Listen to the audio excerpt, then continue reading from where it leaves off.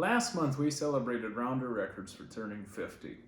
Well, anyone that knows me really well knows that my two favorite record labels are Rounder Records and ECM, Editions of Contemporary Music.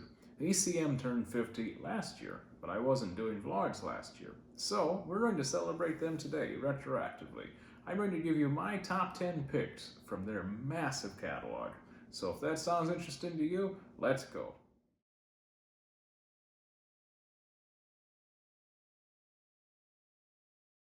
First up, Ricardo Villalobos and Mats Loderbauer, re-ECM.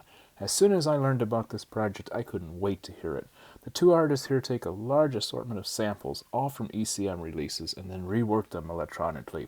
If you're an avid listener to ECM, you'll be able to immediately recognize these, but if you're just a casual listener, as I was at the time of hearing this for the first time, you'll get to go through the fun process of trying to find and correctly identify which samples are which. Either way, it's incredible to hear music you're familiar with realized in a new context.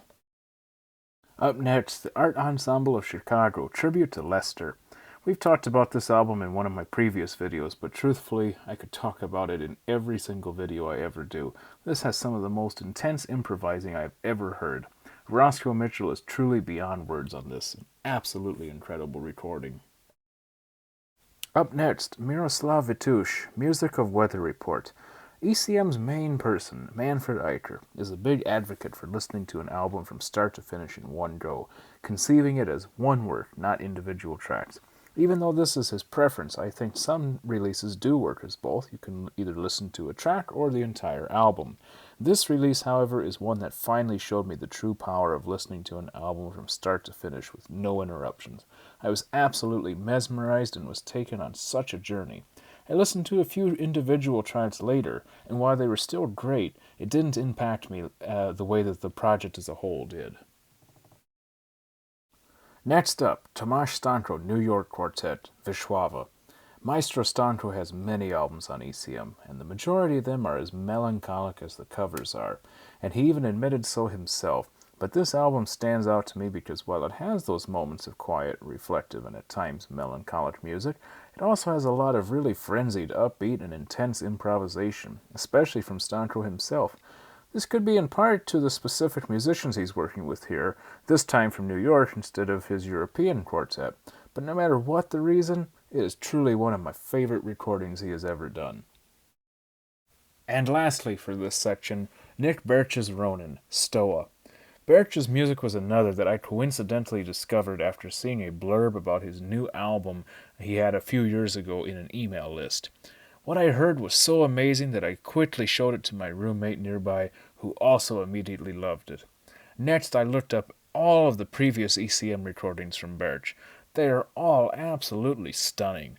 It was truly a new style of music that I was hearing for the very first time, and I was hooked forever. Out of all of them, though, Stoa remains my favorite and has a truly special place in my heart. It has been the soundtrack for many of my travels.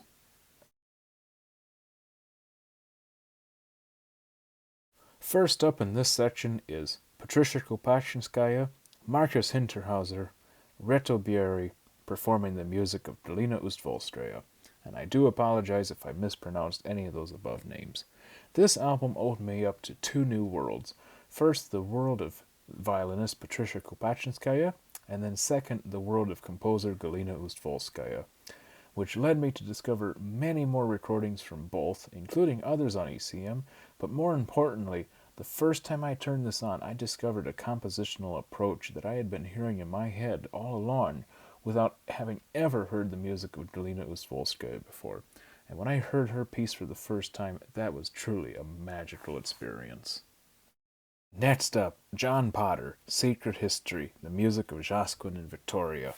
I got this CD shortly after it was released, and I put it on just to have some music to casually listen to, but once again I found an album that I could not turn off, pause, or change tracks on. I listened to this album from start to finish and found that this also works amazing as something that is listened to without interruptions. The first track is so gorgeous and beautiful that it is impossible to do anything except sit and take it all in. I loved it so much that I made an arrangement for violin and cello that my good friend Łukasz and I played once in Boston together, and I was even more thrilled to get to see John Potter perform this album live in Krakow, Poland.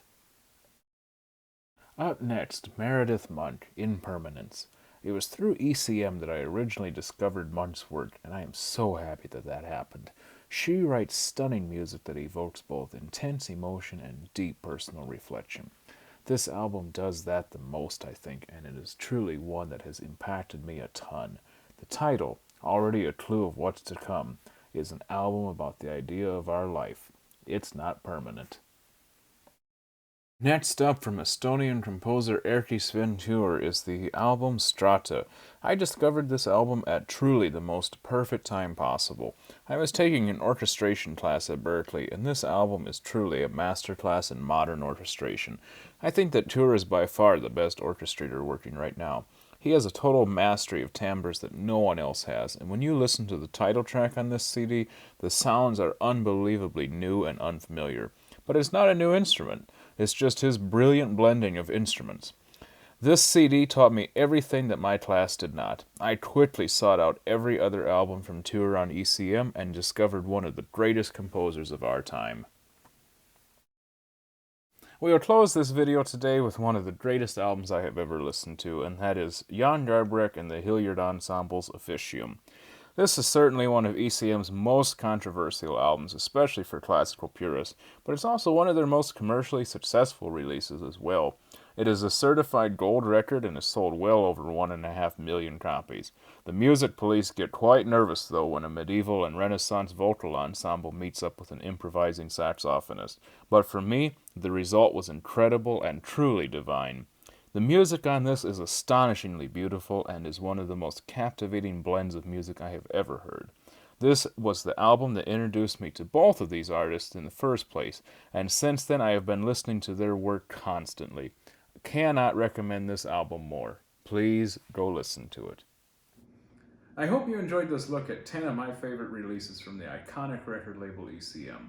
I could have easily done a video with 100 releases because they are so amazing and prolific.